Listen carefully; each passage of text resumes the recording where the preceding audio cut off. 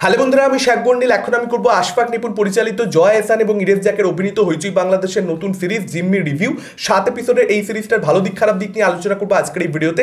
গল্প সম্পর্কে স্পয়লার না দিই, যদি একদম সংক্ষেপে আপনাদেরকে বলতে চাই, এখানে আমরা দেখতে পাচ্ছি জয় এহসানের ক্যারেক্টারটা, ইরেজ জাকের এই ক্যারেক্টারটা তারা হাজব্যান্ড ওয়াইফের ভূমিকাতে অভিনয় করেছে, অর্থাৎ একটা দম্পতির ভূমিকাতে অভিনয় করেছে যারা একটা প্রচন্ড অর্থনৈতিক অনটনের মধ্যে দিয়ে যাচ্ছে। তাদের ইকোনমিক্যাল সিচুয়েশন খুব একটা ভালো নয়। এরকম একটা সময় জয় এহসানের যে ক্যারেক্টারটা, সে অনেক অনেক অর্থের, বিপুল পরিমাণ অর্থের খোঁজ পাচ্ছে এবং সেই টাকা সে চুরি করে নিচ্ছে। এবার এই টাকাটা কোথা থেকে এসেছে এবং এই টাকাটা অ্যাকচুয়ালি কাদের, যাদের টাকা, তারা যখন জয় এহসানের ক্যারেক্টারটার পেছনে পড়ে যাচ্ছে, জানতে পেরে এটা যে জয় এহসানের ক্যারেক্টারটি ওই টাকাটা সরিয়ে দিয়েছে, তখন কি হচ্ছে, তখন কি ধরনের বিপত্তি জয় এহসানের ক্যারেক্টারটার জীবন এবং ইরেজ জাকের ক্যারেক্টারটার জীবনে তৈরি হচ্ছে, যাবতীয় জানতে গেলে আপনাদেরকে এই সিরিজটা হইচইতে দেখে নিতে হবে। দেখুন, এটা বলতেই হবে, আশফাক নিপুণের থেকে আমরা যে ধরনের কন্টেন্টের এক্সপেকটেশন রাখি, সেই ধরনের কন্টেন্ট কিন্তু তিনি আর ডেলিভার করতে পারছেন না। মহানগর সিজন 1-এর পরবর্তীতে তিনি বানিয়েছেন সাবরিনা, তারপর মহানগর সিজন 2, তারপর জিম্মি।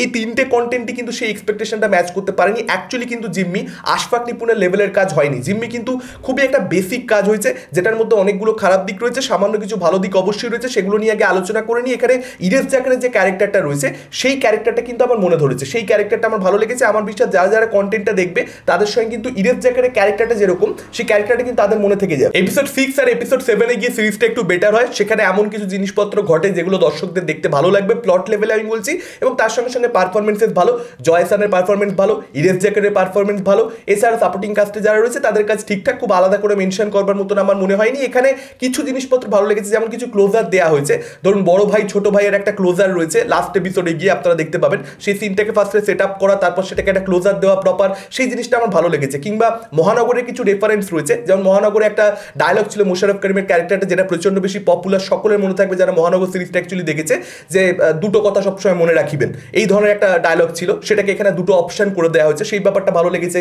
তার সঙ্গে সঙ্গে যদি থাকে নসিবে আপনি আপনি আসিবে, মহানগরে মোশাররফ করিমের এই যে ডায়লগটা, সেটা জয় এহসানকে এখানে আমরা বলতে শুনতে পাচ্ছি। তো সেই ব্যাপারগুলো অবশ্যই দর্শককে মজা দেবে, সেই মেটা ব্যাপারগুলো। আর একটা কি ভালো, গল্পটা এমনি টু দি পয়েন্ট চলে, কম্প্যাক্ট রয়েছে, অডিয়েন্সকে খুব বেশি বোর কোথাও করবে না। তো সেটার জন্য হয়তো একবার আপনি কাজটা দেখে ফেললে আপনার মনে হবে একটা ডিসেন্ট কাজ দেখলেন। এবার যদি খারাপ দিক নিয়ে আলোচনা করি, দেখুন, প্রথম খারাপ দিক হচ্ছে ট্রেলারটাকে ভীষণ বাজেভাবে ডিজাইন করা হয়েছিল, যেটা সিরিজটাতে একবার পরে বুঝতে পারলাম। কারণ প্লট লেভেলে ম্যাক্সিমাম জিনিসপত্র তারা ট্রেলার লেভেলে রিভিল করে দিয়েছে। বা ট্রেলারের মধ্যে তাহলে এত কিছু রিভিল করা কেন? যদি আপনার প্লট এত সিম্পল হবে, সেক্ষেত্রে ট্রেলারের মধ্যে এমন কিছু করুন যাতে করে অডিয়েন্সের কনফিউশন তৈরি হয়, এমন কিছু করুন যাতে তারা গেস না করতে পারে কি হবে না হবে। অ্যাকচুয়ালি 5th এপিসোড অবধি, 5ম এপিসোড অবধি আপনি যা যা দেখছেন ট্রেলার লেভেলে, সেগুলো আমরা অলরেডি বুঝে গেছি যে প্লটে এগুলো এগুলো হবে। এবার সেই জার্নিটা বুঝে যাওয়া সত্ত্বেও ইন্টারেস্টিং লাগতে পারে, যে হ্যাঁ কারেক্টারটার সঙ্গে এগুলো হবে আমরা জানি, কিন্তু সেগুলো যখন আসছে মজাদার লাগছে, এন্টারটেনিং লাগছে, সেই জিনিসটা হচ্ছে না। মানে এই ধরনের কাজের ক্ষেত্রে এন্টারটেনমেন্টটা কি হয়, মানে যেখানে একটা একটা কাইন্ড অফ একটা ব্ল্যাক কমেডি থাকে, ডার্ক হিউমার থাকে, এই ধরনের কাজের ক্ষেত্রে ক্যারেক্টারগুলোর জন্য এমন কিছু সিচুয়েশন তৈরি করতে হয়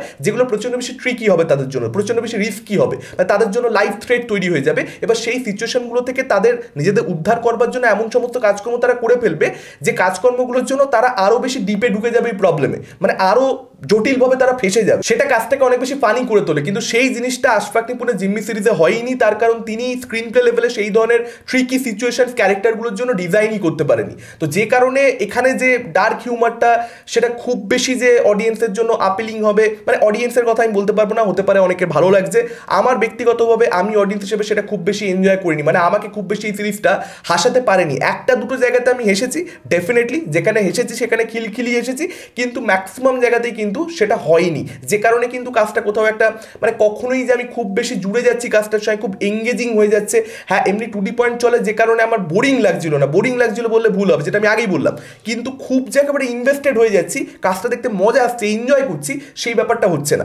এই ধরনের কাজের ক্ষেত্রে কিন্তু অডিয়েন্স এনজয় করে যদি ভালো কাজ পরিচালক অফার করে, সেটা এখানে হয়নি। এবং ইরেজ জাকের যে ক্যারেক্টারটা, আমি বললাম ক্যারেক্টারটা আমার খুব পছন্দ হয়েছে, মনে ধরেছে, সেই ক্যারেক্টারটার সঙ্গে জয় এহসানের ক্যারেক্টারটা দাম্পত্য জীবনে একটু ফোকাস করতে হতো, ওদের ইকুয়েশনে একটু, ওদের ওদের ওদের যে ব্যক্তিগত সম্পর্ক সেখানে একটু ফোকাস করতে হতো, সেই জিনিসটা করা হয়নি। যে কারণে লাস্ট এপিসোডে একটা ইমোশনাল মোমেন্ট যখন দুজনের মধ্যে আসছে, সেখানে একটা ভুল বোঝাবুঝি যখন আসছে, সেই জায়গাটা আমরা একেবারে ফিল করতে পারছি। আর এই ধরনের সিরিজে না যেটা ডিমান্ড থাকে, সেটা হচ্ছে সাপোর্টিং যে ক্যারেক্টারগুলো, সেগুলো খুব বর্ণময় হবে, সেই ক্যারেক্টারগুলোকে খুব ফানি লাগবে অ্যাট দি ফার্স্ট প্লেস।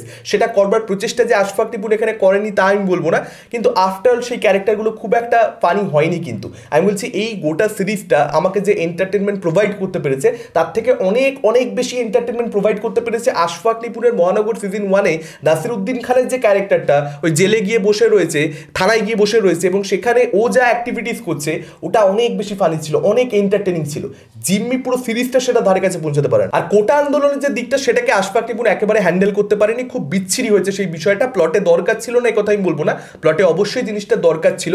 একদম যে ফোর্সড বিষয়টা যে না আশফাক নিপুণকে কিছু একটা পলিটিক্যাল দেখাতেই হবে তাই জন্য তিনি দেখিয়েছেন, ব্যাপারটা সেরকম একেবারেই না। গল্পে প্রয়োজন আছে, কিন্তু আমি বলতে বাধ্য হচ্ছি যে এটাকে খুব বিচ্ছিরিভাবে দেখানো হয়েছে। তার কারণ ওই একটু টিভিতে দেখিয়ে দিলাম, একটু রেডিওতে দেখিয়ে দিলাম, একটু মোবাইলে দেখিয়ে দিলাম, এভাবে না কোটা আন্দোলনের মতন বাংলাদেশের ইতিহাসে একটা এত গুরুত্বপূর্ণ ইভেন্টকে আপনি এভাবে বিল্ড আপ দিতে পারেন না। যদি আপনার গল্পে প্রয়োজন রয়েছে সেটাকে সঠিকভাবে দেখাতে হতো। যেটুকু বা ভিজুয়ালি দেখানো হয়েছে সেটুকুও কনভিনসিং নয় একেবারে। সেই সিনগুলো মানে বোঝা যাচ্ছে যে এটা তো ভাই একটা দেখছি, একটা কন্টেন্ট দেখছি, মানে ওটা যে সত্যিকারে বিশ্বাস করবো যে হ্যাঁ কোটা আন্দোলন হচ্ছে সেই বিশ্বাস করবার জায়গাটাই এখানে আশফাক নিপুণ তৈরি করতে পারেন। আর পাশাপাশি এত বড় একটা ইস্যুতে দেশ ভুগছে, কোটা আন্দোলন চলছে, সেখানে এই ক্যারেক্টারগুলোর লাইফে সেটার যেন কোনো ইম্প্যাক্টই নেই। মানে এই ক্যারেক্টারগুলো যেন সম্পূর্ণ একটা অন্যই ওয়ার্ল্ডে বিচরণ করছে, এটা যেন বাংলাদেশে বসবাসই করছে না। তার কারণ কোটা আন্দোলন যখন হয়েছে তখন বাংলাদেশে কি হয়েছে না হয়েছে আমরা সকলে জানি, মানে আপনি ওটার বাইরে থাকতে পারবেন না, ওটার জন্য আপনাকে ভুক্তভোগী হতে হবেই।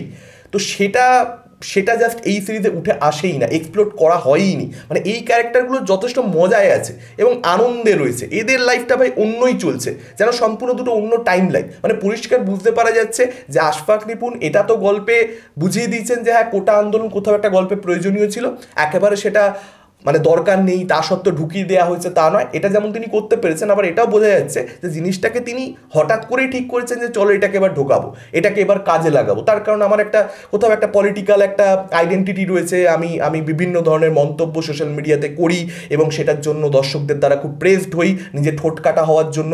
তো সেই ব্যাপারগুলো কোথাও একটা বেরিয়ে এসেছে এই কন্টেন্টটার মধ্যে। তার কারণ মার্চ মাসে জিম্মির অ্যানাউন্সমেন্ট হয়েছে এবং কোটা আন্দোলন হয়েছে তারপরে জুলাই আগস্টের সময়। মানে সব কিছু তো সাম আপ করা যাচ্ছে না, কি করে মার্চ মাসে অ্যানাউন্সমেন্ট হওয়া একটা সিরিজের মধ্যে আমরা এমন গল্প দেখতে পেতে পারি যেটা অ্যাকচুয়ালি আগস্ট মাসে ঘটেছে, মানে এটা ইম্পসিবল। আমরা খুব ভালো মতো জানি যে আশফাক নিপুণের প্রপার কোনো স্ক্রিপ্ট থাকে না, কোনো স্ক্রিপ্ট নিয়ে তিনি সেটে যাচ্ছেন, ব্যাপারটা সেরকম নয়, সবটাই তার মাথায় থাকে।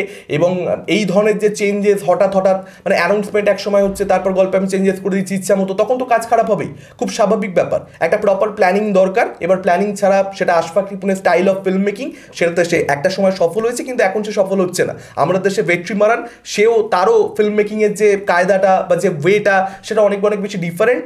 প্রথাগত যে ফিল্ম মেকিংয়ের কায়দা হওয়া উচিত সেটার থেকে অনেক আলাদা। এবং ভেট্রিমারান কিন্তু বিদুথালাই পার্ট 2-তে আমরা দেখতে পেয়েছি সে তার লেভেলটা ম্যাচ করতে পারেনি, যদিও বিদুথালাই পার্ট 2 অনেক অনেক বেটার কাজ। মানে ভেট্রিমারানের ফলটা অনেকটা কম আমি বলবো, আশফাক নিপুণের ফলটা বিশাল বড়। মহানগর সিজন 1 থেকে জিম্মি, মানে দুটো কন্টেন্ট একই পরিচালক মানে যে ভাবাই যায়। আপনাদের কি মতামত যারা দেখেছেন সিরিজটা ডেফিনেটলি আপনারা কমেন্ট করে আমাদেরকে জানাতে পারেন। এই ভিডিওটা ভালো লাগলে লাইক করতে পারেন, শেয়ার করতে পারেন। আমাদের চ্যানেল নতুন হলে চ্যানেলটাকে অবশ্যই সাবস্ক্রাইব করতে পারেন। আজকের মতন টাটা, চোখ রাখুন পরবর্তী ভিডিও।